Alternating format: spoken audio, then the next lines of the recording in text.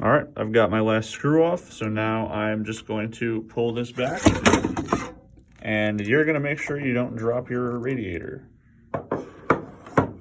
Now our AIO is removed, and the last thing we're gonna need to do is get these little standoffs taken off so that we can put these onto our new motherboard. Once all 4 of these standoffs come off, we are going to, actually this back plate stays on the motherboard. So these standoffs just screw directly into the back plate that is on the motherboard.